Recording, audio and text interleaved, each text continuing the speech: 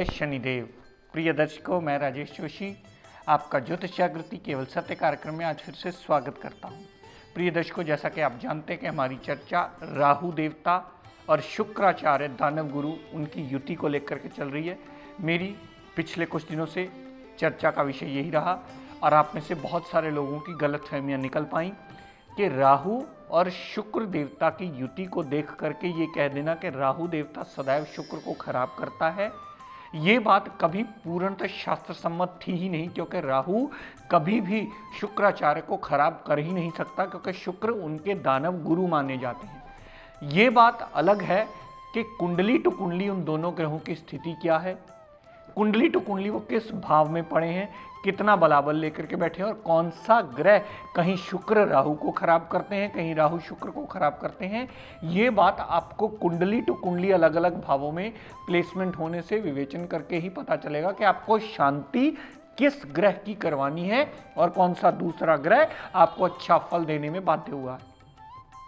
प्रिय दर्शकों, जैसा कि आप जानते ही हैं कि हमारा ये डेली का प्रोग्राम यूट्यूब पे भी अपलोड हो जाता है। आप में से जो भी जातक इस प्रोग्राम को देखने के इच्छुक हों, अगर उनका किसी वजह से छूट जाए, ये प्रोग्राम देखने से रह जाए, तो आप यूट्यूब पर जा कर के ये प्रोग्राम देख सकते हैं। और हमारी कोशिश भी रहती है कि डेली इसे यूट्यूब पे अपलोड कर दिया जाए ताकि आप इसे देखकर लाभान्वित हो सकें।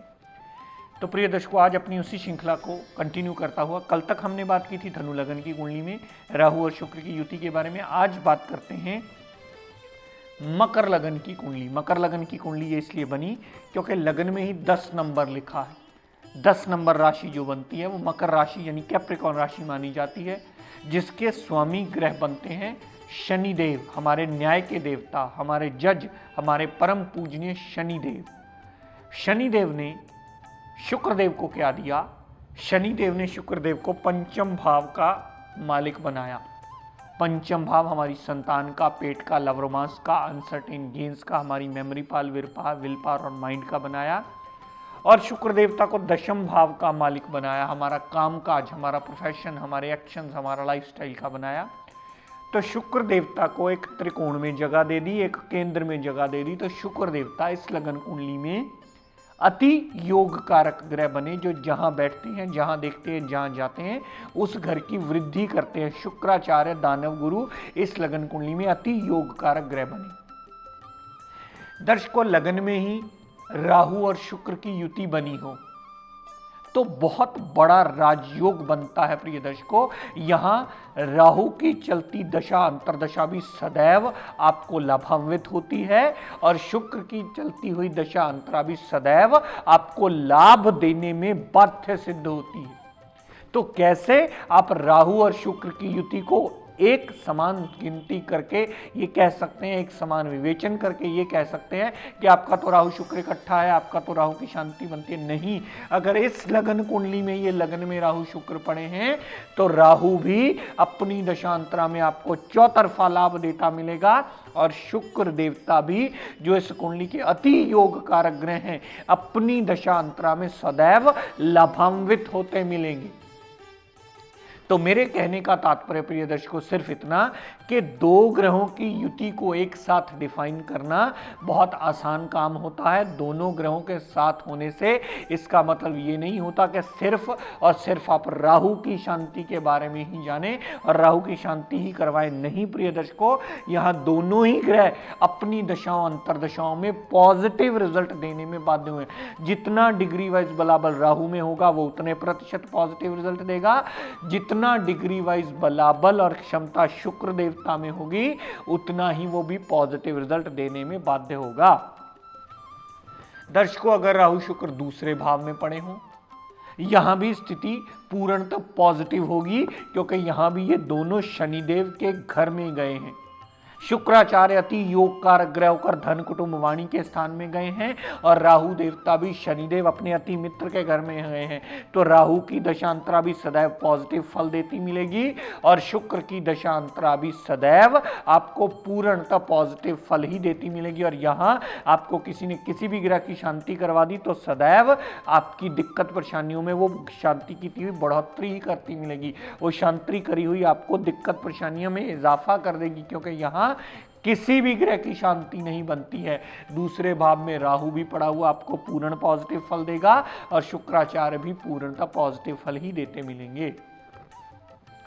दर्शकों, राहु और शुक्र अगर चौथे भाव में पड़े हुए, राहु और शुक्र अगर चौथे भाव में पड़े हुए तो राहु देवता मंगल देव की मूल त्रिकोण राशि और केंद्र में आ गए हैं और शुक्र देवता कुंडली के योग कारक ग्रह होकर के केंद्र में आ गए हैं और दिशा बली हो गए हैं चौथे भाव में शुक्र देवता। शुक्र की दशांतरा में गाड़ी, भूमि, वाहन, मकान, जो भी जातक की सुख सुविधाएं लेने वाली हुई उसे अर्जित करने में सदैव शुक्र की दशांतरा लाभान्वित होती मिलेगी और राहु की दशांतरा सदैव कष्टकारी निकलेगी, क्योंकि राहु देवता अपने अति शत्रु मंगल देव के घर में चला गया है और वहां जाना सदैव अशुभ फलकारी होता है। वहां पर सदैव राहु देवता की अगर आप शांति करवाएंगे तो शुक्र और अच्छा रिजल्ट देने में बाध्य होगा, आपकी सारी सुख सुविधाओं में बढ़ोतरी करने में बहुत बड़ा मेजर रोल प्ले करेगा। दर्शकों, अगर यही राहु शुक्र पंचम भाव में पड़े हों, वृष राशि के कुंडली के त्रिकोण भाव में शुक्र की साधारण राशि पंचम भाव में पड़े, यहां राहुदेव उच्च के हो जाते हैं और शुक्र देवता अपनी ही साधारण राशि में और कुंडली के मूल त्रिकोण भाव में आ गए। यहां शुक्र की दशांतरा भी जितना उसमें डिग्री वाइज बलाबल होगा अपनी दशांतरा में बहुत बड़ा राजयोग देंगे और यही चीज राहु के लिए भी अप्लाई होगी। राहु की दशांतरा में भी जितना राहु देवता आपकी कुंडली में डिग्री वाइज बलाबल लेकर के बैठे हुए उतने प्रतिशत अच्छा फल देने में बाध्य होंगे। और आपने ये गलतफहमी दिमाग में पाल ली, मेरा तो जी राहु शुक्र इकट्ठा है, मेरे को तो ये स्त्री पक्ष से कष्ट देगा, मुझे तो राहु की शांति करवानी है, तो ये बात कभी भी शास्त्र सम्मत नहीं होगी। ये बात पूर्ण निराधार होगी, क्योंकि पंचम भाव में पड़े हुए दोनों ही बहुत बड़ा राजयोग लेकर के बैठेंगे और दोनों ग्रहों की दशाएं अंतरदशाएं ही आपको पॉजिटिव रिजल्ट देने में बाध्य होंगी। आप प्रैक्टिकली किसी की भी कुंडली उठा करके देख सकते हैं कि दोनों की दशाएं अंतराएं कैसे आपको पॉजिटिव रिजल्ट देती हैं। जितने प्रतिशत डिग्री वाइज बलाबल होगा उतने प्रतिशत पॉजिटिव रिजल्ट देने में राहु भी बाध्य होगा और शुक्राचार्य भी बाध्य होंगे। दर्शकों, अगर राहु शुक्र सप्तम भाव में पड़े हुए, सप्तम भाव में कर्क राशि के शुक्र देवता अपने कारक भाव में आ गए और राहु देवता चंद्रमा के भाव में आ गए, चंद्रमा की राशि में आ गए। राहुदेव अपनी दशांतरा में सदैव कष्ट देते मिलेंगे, क्योंकि चंद्रमा के घर में आना एक ग्रहण योग की स्थिति क्रिएट कर देते हैं। लेकिन शुक्र देवता अपने कारक भाव में आए हैं तो जितनी भी टाइम पीरियड की दशांतरा शुक्राचार्य देव की चलेगी उतनी ही दशांतर दशा में शुक्र देवता पॉजिटिव फल देते मिलेंगे। और यहाँ अगर सप्तम भाव में आप राहु की शांति करवाते हैं तो शुक्राचार्य और अच्छा फल देने में आपको बाध्य होंगे। तो सप्तम भाव में पड़े हुए राहु की शांति कराना अति अनिवार्य होगा। लेकिन प्रिय दर्शकों, स्थितियां बिल्कुल बदल जाएंगी अगर राहु शुक्र की युति कुंडली के नवम भाव में पड़ी हुई।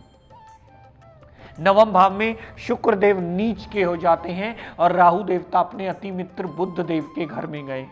यहां पर आपको शुक्राचार्य का पाठ, पूजन, हवन, यज्ञ, सिमरन, व्रत, आरती करवाना होगा और राहु देवता बंधे हुए होंगे यहां आपको अच्छा फल देने के लिए। और आपने गलती वही सोच के कर दी कि आपका तो शुक्र राहु इकट्ठा, आप राहु की शांति करवाएगा तो नवम भाव में पड़े हुए सदैव शुक्राचार्य की शांति होगी। सदैव शुक्राचार्य का पाठ, पूजन, सिमरन, नमन, व्रत, हवन, यज्ञ, आरती होगी और शुक्रवार का व्रत करके भी आप शुक्र के नीचता के रिजल्ट से फारिग हो सकते हैं। और यहाँ पर राहु देवता की जितनी भी दशांतरा चलेगी वो सदैव अपने पूर्ण काल में आपको पॉजिटिव रिजल्ट देती मिलेगी। बस डिग्री वाइज बलाबल जरूर देख लीजिएगा, जितना डिग्री वाइज बलाबल राहु में हुआ उतने प्रतिशत राहु पॉजिटिव फल नवम भाव में पड़ा हुआ देने के लिए बाध्य हो जाता है।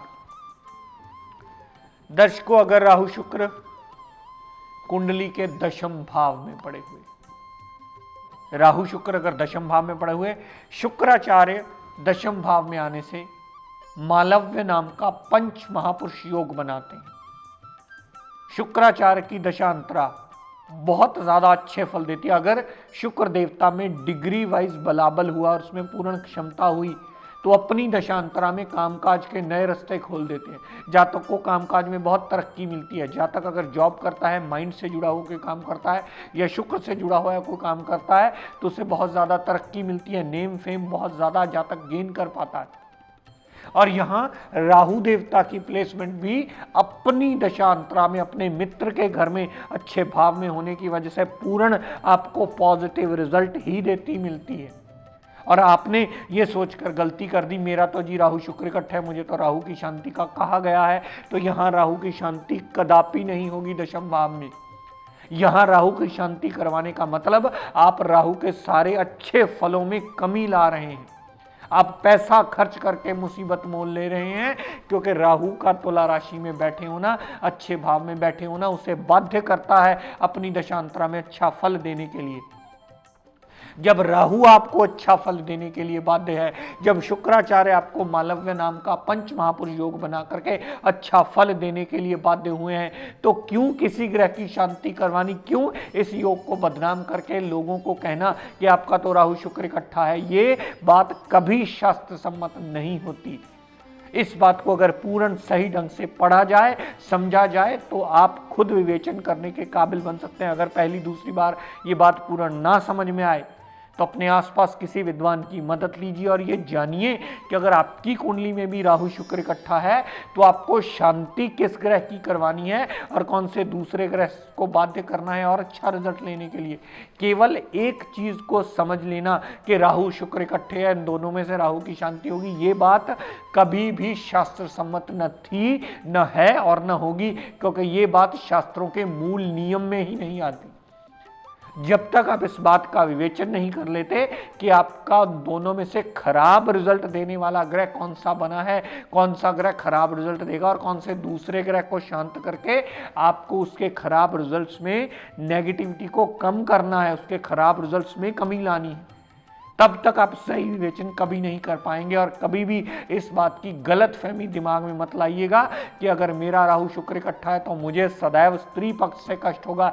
यही बहुत बड़े बड़े राजयोग दे करके, यही स्त्री पक्ष की सपोर्ट लेकर के भी आप जिंदगी में बहुत ज्यादा राइजिंग कर लेते हैं, क्योंकि ये चीज कुंडली टू कुंडली वेरी करती है, ये चीज प्लेसमेंट टू प्लेसमेंट वेरी करती है, ये चीज बलाबल टू बलाबल वेरी करती है कि आपकी कुंडली में वो ग्रह कितना बलाबल लेकर के बैठा है। दर्शकों, राहु शुक्र अगर कुंडली के 11वें भाव में बैठे हुए, यहां राहुदेव नीच के हो जाते हैं और राहुदेव अपनी दशांतरा में सदैव आपको कष्ट देते मिलेंगे। धन का अभाव, बड़े भाई बहन से क्लेश, छोटी मोटी हेल्थ प्रॉब्लम, मेंटल पीस का डिस्टर्ब होना, ऐसी सारी अवस्थाएं यहां राहुदेव देंगे। लेकिन शुक्राचार्य यहां कभी भी आपको नेगेटिव फल नहीं देंगे। 11वें भाव में पड़ा हुआ शुक्राचार्य जैसा अति योगकार ग्रह इस कुंडली में सदैव आपको धन का आगमन कहीं ना कहीं से करवाता रहेगा, बड़े भाई बहन की सपोर्ट भी दिलवाएगा। शुक्र की दशांतरा में आपको कोई हेल्थ प्रॉब्लम हुई वो चली अवश्य जाएगी। यहां से शुक्रदेव ने जितनी दृष्टि पंचम भाव पर डाली तो पंचम भाव संबंधी भी पूर्णता एडवांटेज के रिजल्ट मिलेंगे। लवर मास में पॉजिटिव रिजल्ट मिलेंगे, संतान सुख से परिपूर्ण होगा, अनसर्टेन गेन्स होंगे, पेट की प्रॉब्लम हुई तो चली अवश्य जाएगी। जातक का मेमोरी और विल पावर स्ट्रांग होकर के जातक को पूर्ण एडवांटेज के रिजल्ट यहाँ पर डाली हुई शुक्रदेव की दृष्टि अवश्य ही देगी। ये गलतफहमी सदैव दिमाग से निकाल दीजिए कि अगर राहु शुक्र इकट्ठे हैं तो सदैव आपको राहु की शांति करवा करके ही शुक्र से अच्छे फल लेने। बहुत सारे केसेस में जैसे इसी लगन कुंडली में आप नवम भाव में लगा लीजिए, यहाँ शुक्र उल्टा राहु को खराब कर रहे होते हैं, लेकिन ये शायद आपको कोई डिफाइन करना जरूरी नहीं समझता। मेरी कोशिश ये है कि मैं इसकी विस्तृत जानकारी आपको दूं ताकि आप सही विवेचन कर पाए। तो प्रिय दर्शकों, आज अपनी वाणी को यही विराम देता हुआ हम सब के लिए मंगल कामना करता हुआ शनिदेव से ये प्रार्थना करता हूँ कि हे शनिदेव हम सब पर अपनी कृपा दृष्टि दया दृष्टि सदैव बनाए रखें। जय शनिदेव।